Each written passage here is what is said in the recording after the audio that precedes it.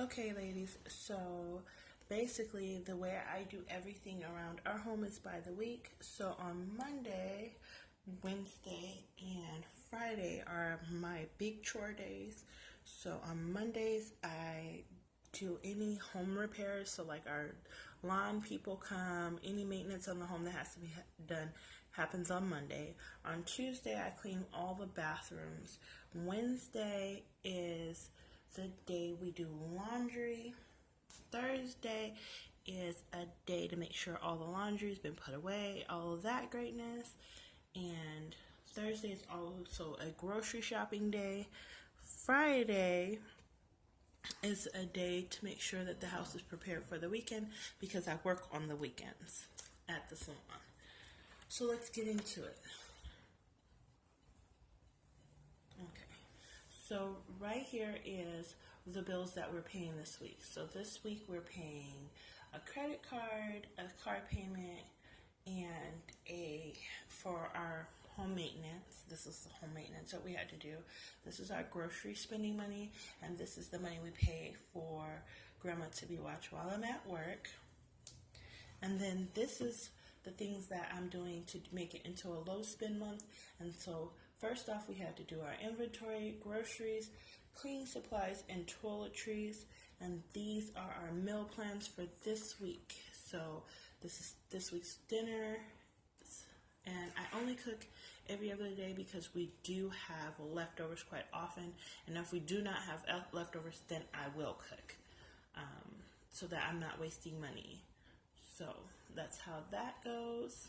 And then this is, I put on my each day how many calories I ate per meal so that way I can help myself along my weight loss journey. Okay, you guys, and I showed you guys the inside of February. So now let's look at the month at a glance. So this is what our bills are looking like. I do like this insert. It works out good for me because I actually do have numbers I could put in here and down here and over here. And I do have miscellaneous for us. However, this month we are really trying to stick to just the basics, and we're doing a very low spend, so we're not going to be having any money that we just kind of idle away. So that's the first part. And then every month I keep this key, and this is our monthly key of our bills. So I can just look at this key and tell you how much our bills are for each bill. Our bills don't really change. We have had the same bills over and over again. So we've been in our home for 3 years, so we do know how much everything in here costs. So that's how we do it as far as that. If you have any questions about making your key or whatever, all these numbers out here are the dates that they're due on. These are the total amounts. This is what our monthly total amount of our bills are. And so we just put this here, and then we pay it accordingly. Hope that makes it very easy for you to understand. And right here, this one doesn't have a date because SRP is our electric company, and we have a thing called prepaid electric. And I'll get into that later on in this little series on Mondays because it may help other people to kind of think about how they use their electric because it's helped us a whole lot. Okay, so this is that inventory I was telling you about us taking every month. And so for our inventory, this shows how much stuff in our pantry and in the freezer we already have. So I don't go out and buy the same things over again. Then this is all the toiletries and cleaning supplies that we will be repurchasing for this month. So like dishwashing, liquid body soap, all that stuff we already got. And this is our grocery list, and I break my grocery list up by sections. So like this is our dry goods, and I know the prices of our dry goods because I shop at Walmart for those. And then these are frozen goods and some miscellaneous items, and these are the things that I buy at Walmart as well. This is our meat items, and our meat items I buy at a store here called Food City. They're very as far as grocery stores, they're not very expensive. And then these are other things that I buy at Walmart, so it makes it so that I have it all accounted for, so that I don't have to go out and worry about anything. I think the most of our grocery costs end up going out in water and meat, because Ricky drinks one type of bottled water, and then the rest of us drink another type. Basically, what happens is we drink whatever is on sale, me, Grandma, and our youngest daughter, and then Ricky has a personal preference. Ricky likes Arrowhead drinking water because it has more alkaline in it. So that's Ricky's personal preference. So that's Ricky's always splurge. So that's the other thing. And what you didn't see on here is Ensure, that's Grandma's splurge. So everybody has their own splurge. So let's talk about finances. Then the next step is to look at your income and see where you could cut back at. I don't believe that people should cut back on their eating habits or things like that. Like, oh, I'm not gonna use paper towels anymore because I can't use a towel. Yeah, you could do that. If you end up spending more money on your electric bill because you doing more laundry, then it's just kind of like pointless. You end up spending the same amount of money. A lot of people are saying, oh, they don't want to throw things away and all this. You have to think about your lifestyle and be realistic. I'm not one of those people who are going to tell you, oh, all I do is I have a whole bunch of green products and this is the only thing I do and this, that, and the other thing. No, I don't. I buy the things that are affordable to us to clean our home. I spend a lot of time purchasing products for our home from the dollar store, things like that. Here in Arizona, we have a store called 99 Only, and at 99 Only, you could get grocery items like potatoes, onions, carrots, celery, things like that. That's the reason why they're not on my grocery list, because usually what I do if I need those things is I just purchase them when I'm going to cook them.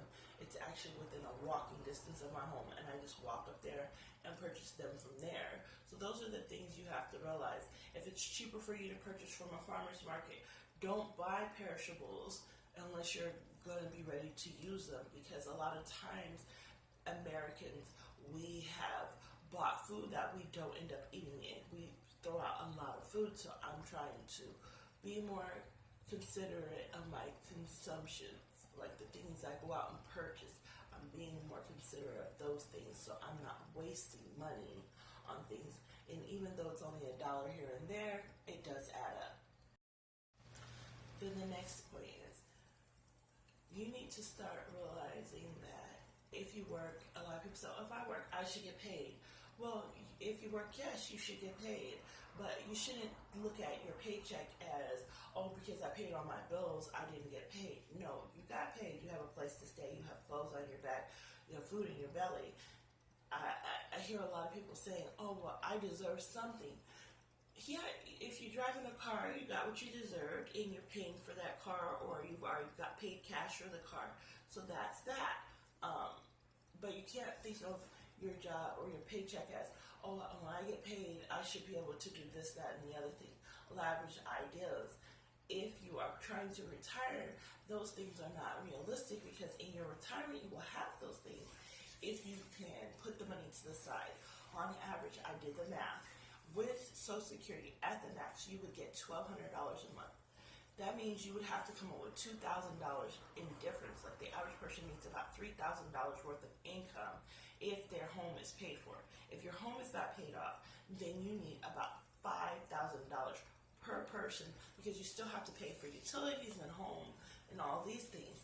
So you need to be really responsible and realistic with yourself. What financially are your goals? Ricky and I both realize that we're going to need $3,000 a piece. I probably won't get as much as Ricky does in Social Security or a pension, so I have to make up for the difference somewhere. And in that, I'm looking for an IRA. I'm looking for stocks to invest in, and I'm not looking for those quick stocks that are going to move up. I want the stocks that are slowly moving up so I can get in at this point, and by the time I'm ready to retire, I can cash out on those. I'm looking at CDs. These are all the things that I'm looking for my retirement. Now let's talk about CDs. CDs are like bonds and other things that you can purchase from the government that you purchase, but you have to leave the money into these things for a long period of time. I think the shortest CD I've ever seen, and I don't even know if they still sell them, excuse me guys, is for 3 to 5 years. 5-year CDs basically means that you put like a few $1,000s. I think the cheapest one I seen was like $5,000.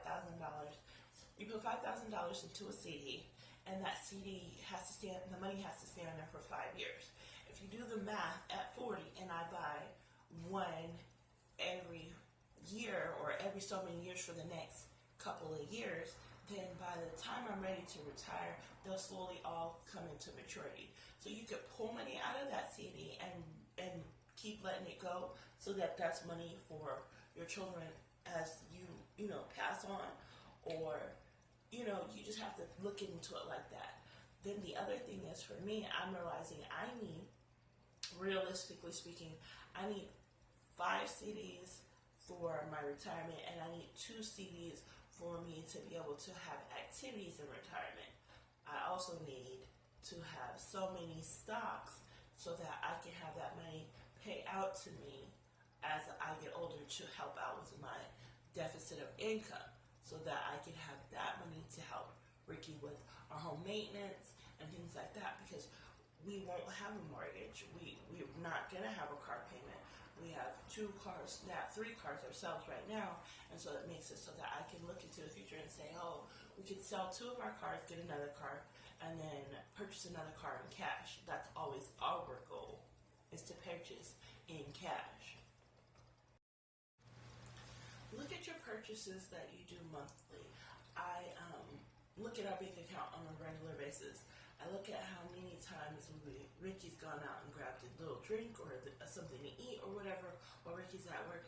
And when I look at that, it does upset me, because I'm at home all day, so I'm not going out to eat. I don't go out to eat unless me and Grandma were meeting up with friends or something, and we very rarely do that. Like right now, Grandma's asleep.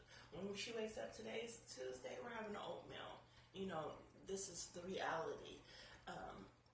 So that's the reason why I'm talking to you guys about these things, is you need to really sit down with yourself, if you're in a relationship with the other person, and you need to explain and accept the fact that everybody has different spending habits, and to actually discuss them.